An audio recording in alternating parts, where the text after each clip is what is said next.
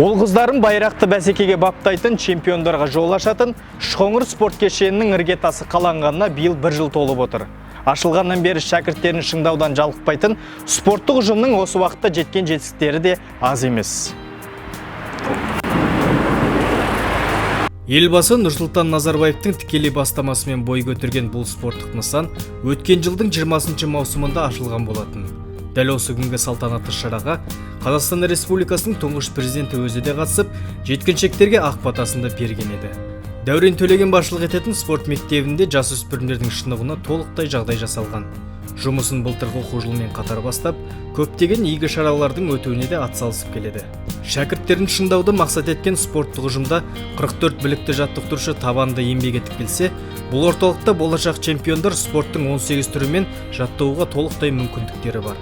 Кешеннің ашылғанына 1 жыл болса да жеткен жетістіктері көңіл қуантады. Жасөспірімдер аудан ішіндегі жарыстардан бөлек, облыстық халықаралық спорттық бәсекелерде жүлдегер атанған. Осындай жеңісті жолда оза шапқандардың қатарында Ануар Әбдікерімнің шәкірті Рахымбек Сапарбаев та бар. Қол күрестің қыр-сырын жетік меңгерген Рахымбектің алға қойған мақсаты жетіп артылады. Ол тәлімгерінің үмітін ақтап, дүниежүзілік додаларда бақ сынасам дейді.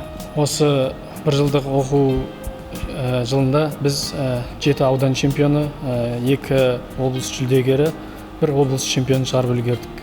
Алдағы уақытта республикалық және әлемдік деңгейдегі чемпиондарды шығаруға тырысамыз, мақсатымыз бар. Дәл осындай шәкірт пен бапкердің үйлесімді еңбектері бұл спорт мектебінде тұрақты түрде қалыптасқан деуге болады. Бүгінде олар санитарлық талапқа сай ашық аспан астында шынығуларын жалғастырып келеді. Әрбірінің алдағы арманы әлемдік ареналарда өздерін танытып, елдің атын жер жаһанға мәшһүр ету.